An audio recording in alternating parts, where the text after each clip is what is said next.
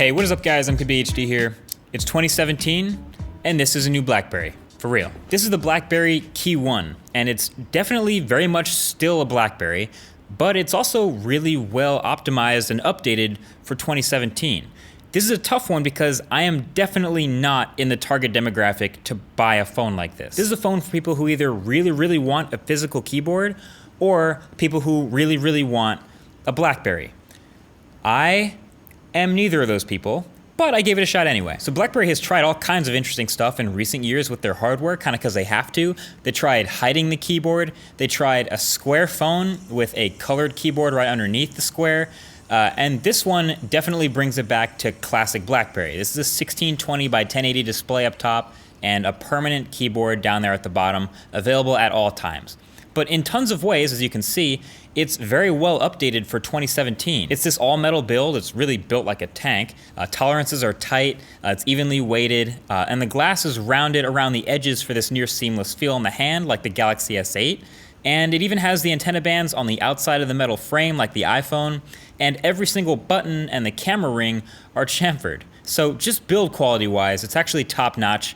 It's not water resistant, unfortunately, but it's definitely more drop resistant than your other top shelf flagships like Galaxy S8 or like LG G6. And also this display isn't exactly top notch. I mean, I didn't have any scaling issues, but it is 1080p in a quad HD world. And it also struggles in the brightness department. But when you consider the price, this fits right in line with a pretty nice piece of 2017 smartphone hardware. It also has USB Type-C with fast charging, thumbs up there, very 2017. And this mid-back is this, I guess it would be a soft touch plastic with just a little bit of texture. I really like this. It's a reminder that the slick all-glass back is not the only way to enable wireless charging. You can do it this way too. Except this phone doesn't have wireless charging. Now, I'm no jerry-rig everything, but I think in a phone 9mm thick, they probably could have found space for that. You know what I'm gonna say already, probably? Poor use of space. But seriously, aside from the water resistance and wireless charging, this phone is built great in 2017. That is a good sign.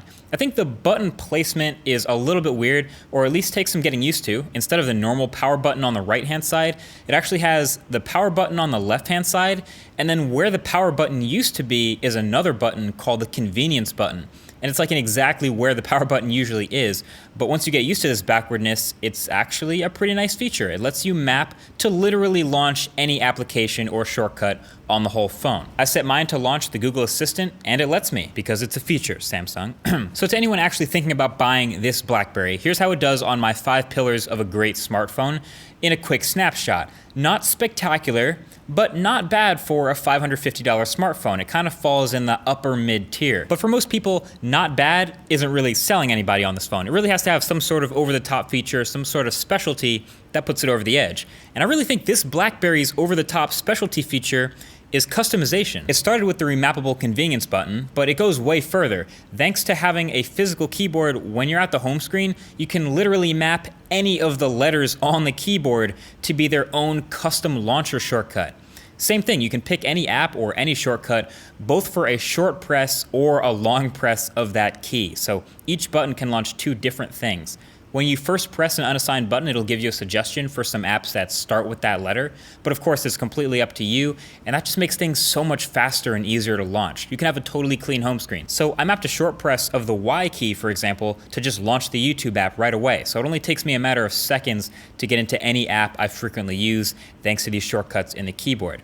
And then there are other advantages to having a physical keyboard as well, besides just being slightly clickier than a virtual one.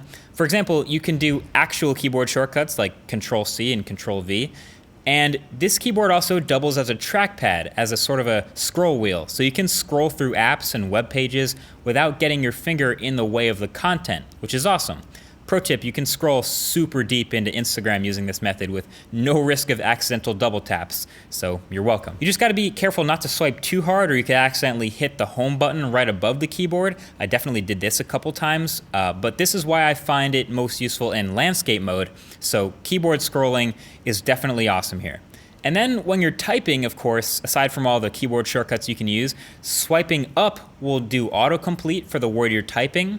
helps with some longer words, I think. And then you can swipe backwards across the keyboard to delete your last word. This one's definitely more useful because we make mistakes all the time when typing. And then of course, as you've probably noticed by now, the space bar also doubles as the fingerprint reader. So you can unlock your phone super quick with just a touch of the space bar, the biggest button on the whole front of the phone. Very nice integration, good use of space there, well done. So overall, this keyboard gets a nod from me. Again, I'm not in the target demographic for someone who's gonna be using a phone with a keyboard like this very much, but I could see how someone could get used to it. It has a lot of tricks up its sleeve. I do wish it had a dedicated number row at the top, and I wish the keys were a little bit bigger for my hands, but it doesn't, and they aren't. That's too bad for me. All right, so question. What's the difference between an Android phone with a keyboard and a Blackberry Key One?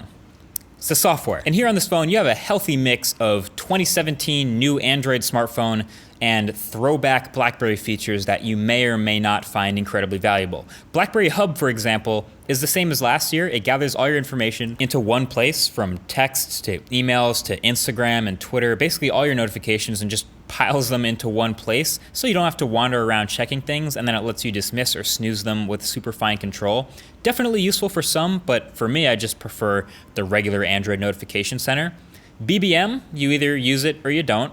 And then all the BlackBerry DTech features, they're very valuable and work great, but some may completely ignore it, like they ignore other pre-installed Android security apps on other phones. And then all the shortcuts. Again, this keeps with the theme of BlackBerry giving instant access to everything and tons of customization here. All these shortcuts in the BlackBerry launcher give you one-touch access to all kinds of little granular things, like checking battery stats or starting to compose a new text or email in your app of choice. Pretty awesome stuff over here. I like this theme. And then also in the launcher, any app that has a widget, you can view that widget by swiping on their icon. So I can tell which ones have that by which ones have the 3 dots on the home screen.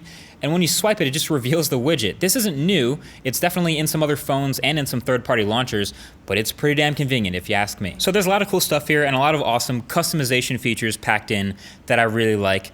But I can still say that at the end of the day, it doesn't quite outweigh the cons for me of having so much of your screen chopped off by a physical keyboard that I probably won't use very much. But at the end of the day, this is the best smartphone with a physical keyboard, and this is the best BlackBerry ever made. So how bad do you want a physical keyboard or a BlackBerry? It's on you. Let me know. Thanks for watching. I'll talk to you guys in the next one. Peace.